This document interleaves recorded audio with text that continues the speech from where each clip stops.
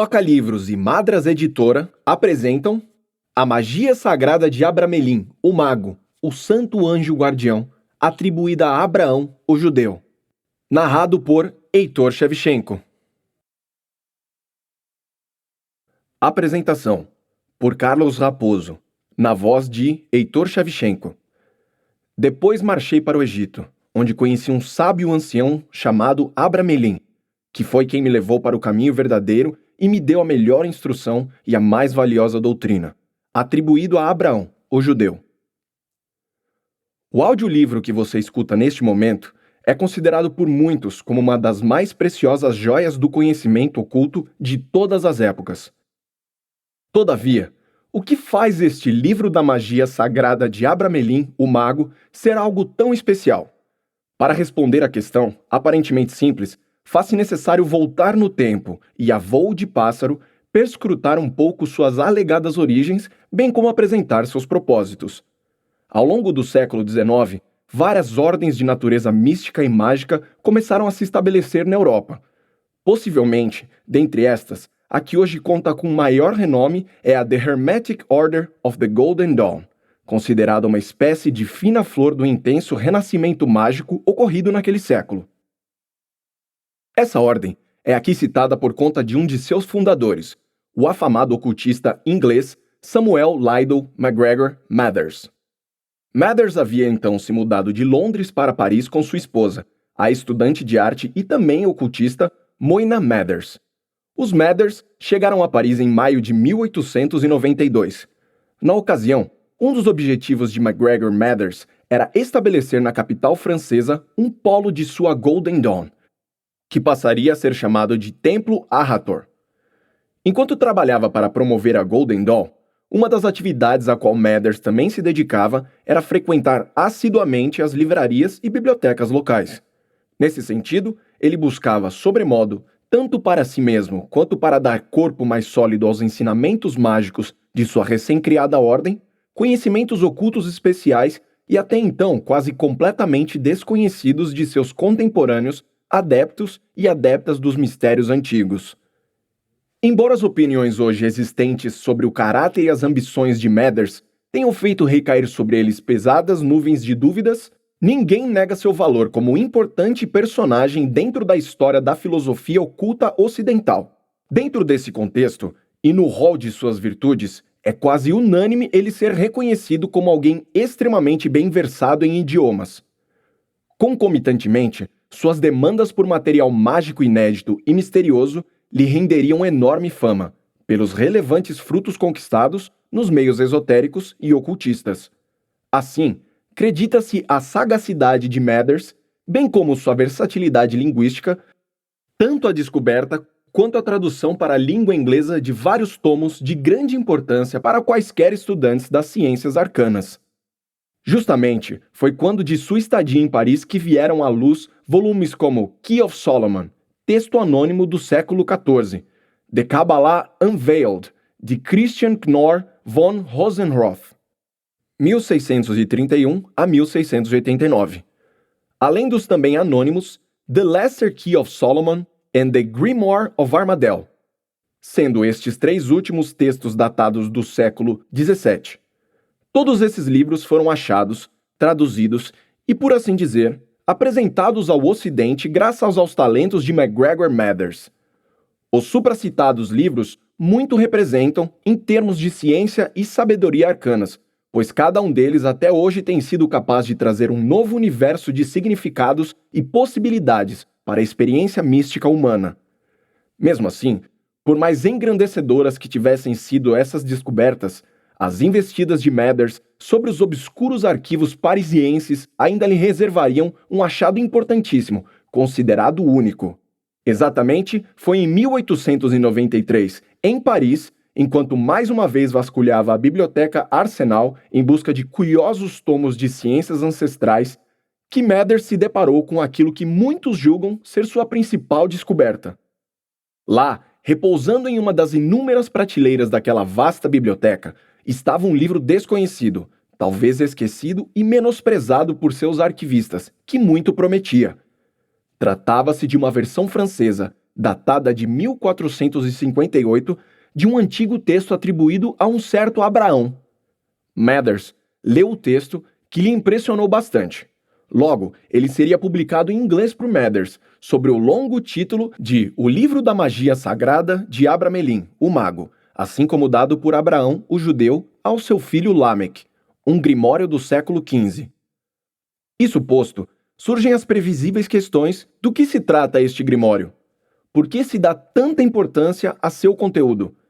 Este livro da magia sagrada de Abramelin se encontra dividido em 3 livros menores ou 3 partes. A primeira parte do livro se assemelha a um resumo de estofo autobiográfico de seu escriba, Abraão, sendo o texto dirigido para seu filho caçula, chamado Lameque. Aqui, Abraão se apresenta como filho de Simão, e que o conhecimento que será transmitido a Lameque era denominado de magia divina e sagrada. O texto se apresenta como originalmente escrito em hebraico, sendo aquela tradução feita na cidade de Veneza em 1458. Nessa primeira parte do livro, Abraão conta a seu filho que suas noções iniciais de Cabala lhes foram ministradas por seu pai, Simão. Logo após a morte deste, Abraão, contando então com seus 20 anos de idade, parte em viagem buscando aquilo que considerava ser, em suas palavras, os verdadeiros mistérios do Senhor. Assim, em 1397, ele iniciaria sua jornada, partindo para Mogúncia, onde travaria contato com um famoso rabino local. Depois, Abraão deu prosseguimento à sua viagem, passando ainda por diversas regiões europeias, Constantinopla, por exemplo, até chegar à Grécia. Ao longo de sua peregrinação, Abraão se depara com vários magos, passa por iniciações e presencia fenômenos não menos que espetaculares. Finalmente, ele rumaria em direção ao Egito. Foi precisamente no Egito que Abraão veio a conhecer o sábio ancião de nome Abramelin. Então, é esse sábio ancião quem educa e ilumina Abraão no que ele chama de verdadeira instrução. Conforme o relato de Abraão, Abramelin dizia que aquela magia divina e sagrada fora primeiramente revelada por Deus e praticada pelos primeiros patriarcas, entre os quais estavam Noé, Davi e Salomão. Este último, sustenta Abramelin, teria sido punido por fazer mau uso daquela rica magia sagrada. Em suma, essa verdadeira instrução consiste no conhecimento através do qual o adepto ou adepta passa a conhecer os santos anjos. Indo além, afirma Abraão que aquele que possuir esta incorruptível magia será capaz de contemplar e se comunicar com os próprios santos anjos de Deus. A primeira parte do livro da magia sagrada é completada por instruções diversas e conselhos de como melhor proceder com as instruções que ali serão dadas. Já na segunda parte do livro, Abraão expõe com detalhes temas como as formas da verdadeira magia, idade para se iniciar com as operações e trabalhos mágicos, além de tecer importantes considerações a respeito do que para ele são os livros falsos de magia. A escolha do lugar onde ocorrerá o trabalho mágico, sua consagração e as invocações a serem feitas nos primeiros dias dos quefazeres mágicos, os cuidados a serem tomados quando da invocação dos espíritos, sejam malignos ou benignos, também são alguns dos tópicos alcançados pela exposição de Abraão. Outra importante seção diz respeito a como identificar e interpretar os sinais dados pelos anjos, ao serem contatados por quem os invoca. Grosso modo, essa parte do livro abarca 2 dezenas de capítulos, os quais podem ser considerados como preliminares e necessários à realização de qualquer trabalho a ser empreendido por um operador ou operadora mágica. Por sua vez, a terceira e última parte do livro da magia sagrada é basicamente formada por dezenas dos assim chamados quadrados mágicos. Esses quadrados são notáveis ferramentas a serem empregadas ao longo de determinados procedimentos mágicos. Conforme a filosofia oculta, há múltiplos significados atribuídos a essa forma geométrica supostamente tão singela. Geralmente associados ao elemento terra, os quadrados representam a materialização da energia espiritual. É importante ressaltar que eles indicam os limites e a área de ação dessas energias. A título de ilustração, templos maçônicos possuem a forma quadrangular, indicando os limiares do campo de ação dos maçons. Sobre outro ponto de vista, quadrados mágicos, com seus limites estritamente definidos a partir de letras ou números, representam celas, onde espíritos são, livremente falando, aprisionados e postos a serviço de quem dirige a operação mágica. Nesse último contexto é que se encontram os quadrados mágicos apresentados na derradeira parte do Livro da Magia Sagrada. A partir deles e dos espíritos os quais representam, os operadores mágicos poderão conhecer, nas palavras de Abraão, o passado, o presente e o que está por vir. Poderão evitar obras de magia negra, adquirir tesouros, enfeitiçar, curar, caminhar sobre as águas e descerrar qualquer tipo de fechadura.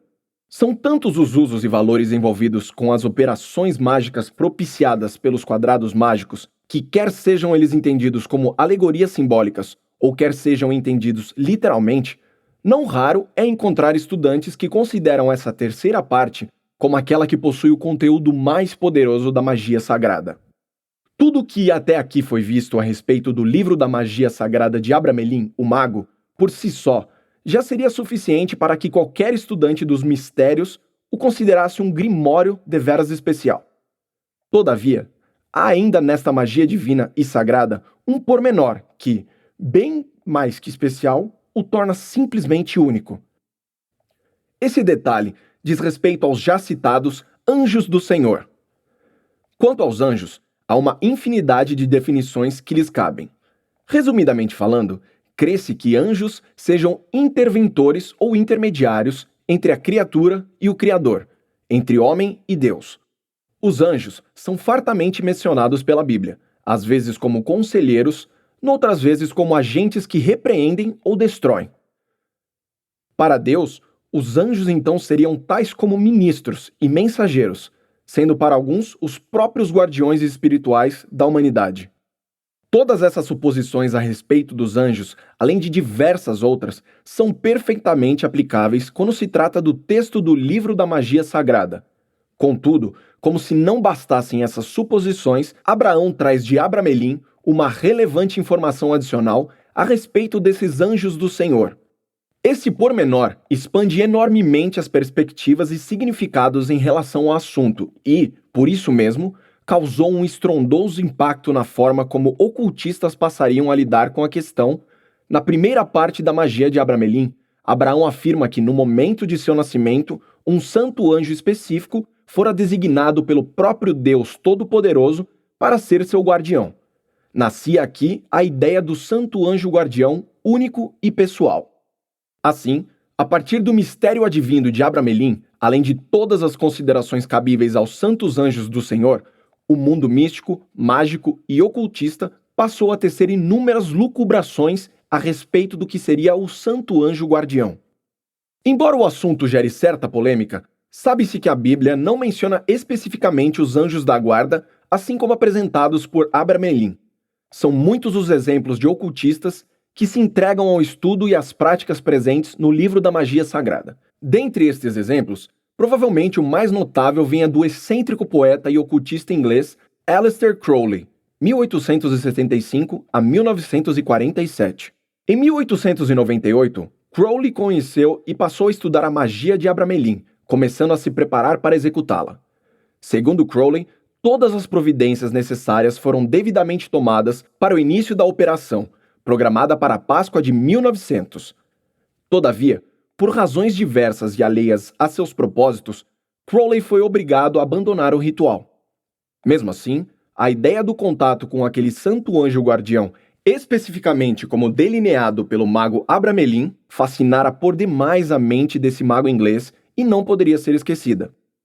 Deste modo, tanto Crowley foi marcado com a possibilidade de contato com seu anjo pessoal que, a partir de então, praticamente todos os seus esforços mágicos passariam a ser direcionados nesse sentido.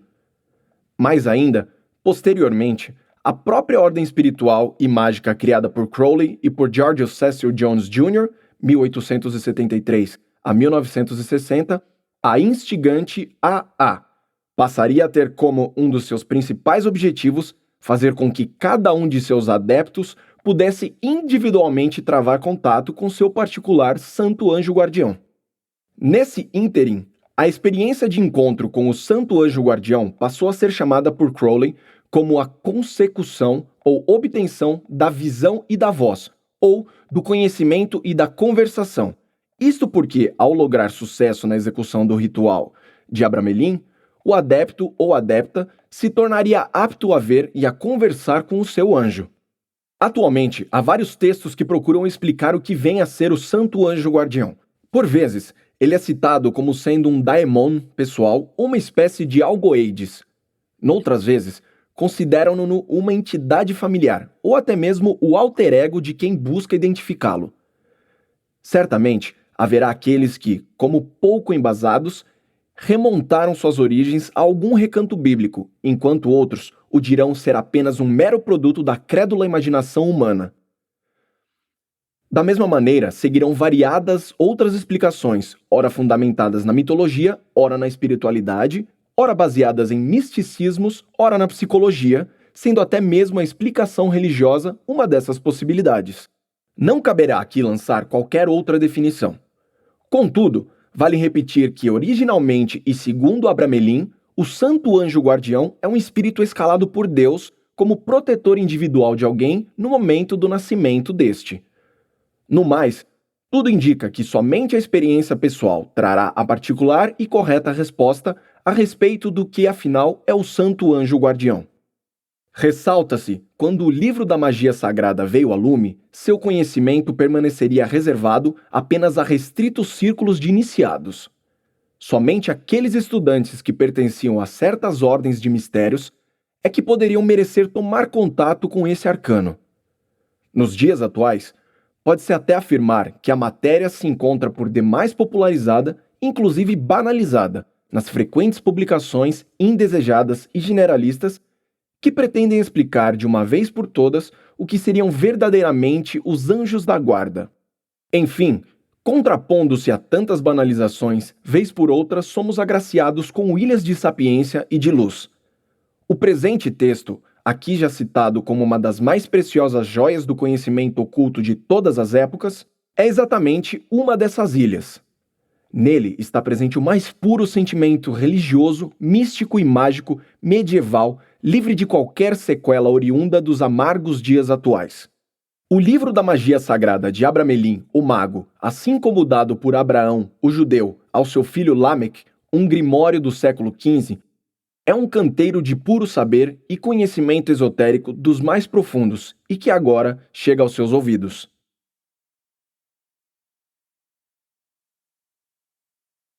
Em nome e com a devida licença de Salomão, damos começo ao livro sagrado.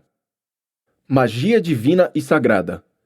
Revelada por Deus a Moisés, Abraão, Davi, Salomão e outros santos, patriarcas e profetas, para ensinar-lhes a verdadeira sapiência divina, que foi transmitida por Abraham, filho de Simão, ao seu filho Lameque, e cujo texto original em hebreu foi traduzido em Veneza, no ano de 1458. Primeiro livro. Advertência prévia. Este primeiro livro foi feito de maneira a ser uma apresentação, uma abertura, portanto não será propriamente aqui que se poderá encontrar as normas para obter a magia divina e sagrada. Não obstante, querido filho Lameque poderá encontrar aqui neste primeiro livro algumas indicações e exemplos que serão frutíferos e úteis como os dogmas e preceitos que lhe darei a seguir no segundo livro e no terceiro livro. É por isso que não deverá menosprezar a sua leitura, posto que ela será para você como uma senda que o conduzirá para a verdadeira magia sagrada e as suas práticas, das quais eu, Abraham, filho de Simão, aprendi com meu pai algumas partes e outras com outros homens fiéis e sábios. Eu o convido a prová-la e experimentá-la, para saber que existe da forma real e verdadeira. Escrevi-o com minhas próprias mãos, e o guardei depositado em um cofre como um tesouro preciosíssimo, até que tenha a idade precisa para admirar, estudar e gozar das maravilhas do Senhor, junto com seu irmão maior José, que recebeu de mim, como primogênito, a tradição sagrada da Cabala. Capítulo 1. Conselhos de Abraham ben Simão a seu filho Lameque. Lameque, por que lhe é dado este livro? Porque se leva em consideração sua condição de último filho, e por este livro conhecerá o que lhe pertence. Quanto a mim, cometeria uma falta grave se o privasse dessa graça de Deus que me foi concedida com tanta liberalidade e profusão. Neste primeiro livro, tratei de evitar explicações demasiadamente abundantes, com a intenção de expor essa ciência venerável e indubitável, cuja verdade sincera e direta não necessita de muitos esclarecimentos e longas exposições. Bastará que seja obediente a tudo o que lhe disser, que seja sincero, bom e realista, para obter um benefício ainda maior do que me irá prometer. Deus, o único e santo, não concede a todos o talento necessário para poder conhecer e penetrar os altos mistérios da cabala e da lei. E, mais ainda, temos que ter consciência que nos contentar com o que o Senhor nos dá, e se pretendêssemos ir contra a sua vontade divina e voar mais alto do que ele nos permite, como seu filho Lúcifer, cairíamos e essa queda seria vergonhosa e fatal. Por essa razão, é preciso que seja extremamente prudente e compreenda a intenção que tenho ao descrever essa operação e que, levando em conta a sua juventude, não pretendo outra coisa, senão animá-lo a empreender a busca dessa magia sagrada. A forma de adquiri-la virá logo, com toda a sua perfeição, quando chegar o tempo apropriado para isso. Depois, tudo o que lhe será ensinado será feito por mestres mais elevados que eu e ainda pelos santos anjos de Deus. Neste mundo, ninguém nasce sendo mestre, e por isso mesmo, todos somos obrigados a um aprendizado. Só aprende aquele que estuda e se aplica, e para um homem não pode existir uma referência mais baixa e vergonhosa do que ser chamado de ignorante. Capítulo 2. Generalidades sobre os anos de juventude do autor. Confesso, perante todos, que não nasci mestre, e que essa ciência não foi inventada pelo meu próprio gênio, mas, sim, houve todo um aprendizado por intermédio de outras pessoas. Simão, meu pai, pouco antes da sua morte, deu-me alguns sinais e instruções para adquirir a cabala sagrada, mesmo eu não entendendo de forma suficientemente perfeita que, quando se trata dos caminhos do sagrado mistério, os critérios meramente racionais podem ser ultrapassados. Sem nenhuma dificuldade, meu pai sempre esteve contente e satisfeito de poder passar esse conhecimento e me deixou mais ainda, ao passar-me a ciência verdadeira e a arte da magia, e que agora tento mostrar a você. Quando meu pai morreu, eu tinha cerca de 20 anos e encontrava-me extremamente desejoso de conhecer os verdadeiros mistérios do Senhor, mas minha própria força não era suficiente para chegar ao ponto ao qual eu desejava ascender. Soube então de um rabino em Mogúncia, a quem se atribuía muito conhecimento, pois corria o boato de que esse rabino havia alcançado a plenitude na sabedoria divina. O grande desejo que tinha de aprender fez com que eu fosse à sua procura. Ao chegar, percebi que ele não havia recebido do Senhor uma graça perfeita, e apesar dos seus esforços para me manifestar alguns dos altos mistérios da Santa Cabala, não chegava a fazê-lo de forma completa. Quanto à sua magia, não era certamente a sabedoria do Senhor que o inspirava, mas sim algumas artes e superstições de povos infiéis e idólatras.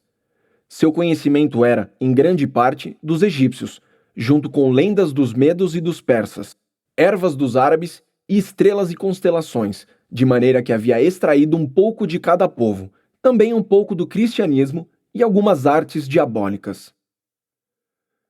Os espíritos haviam-no iludido de tal forma que lhe obedeciam nas coisas mais insignificantes, e ele estava convencido de possuir a verdadeira magia, deixando, por isso, de levar mais adiante sua busca. Aprendi com esse rabino muitas coisas extravagantes, e permaneci cerca de 10 anos praticando esses erros. Depois marchei para o Egito, onde conheci um sábio ancião chamado Abramelin, que foi quem me levou para o caminho verdadeiro e me deu a melhor instrução e a mais valiosa doutrina.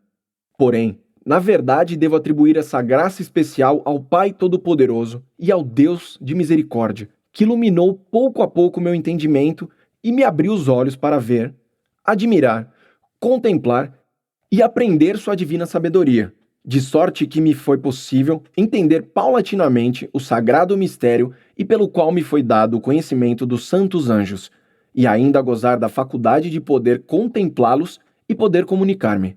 Eles que me têm transmitido os fundamentos da verdadeira magia e que me ensinaram a forma de dominar e governar os espíritos malignos. Assim, para terminar este capítulo, confesso ter recebido a verdadeira instrução de Abramelin e a magia certa e incorruptível dos santos anjos de Deus.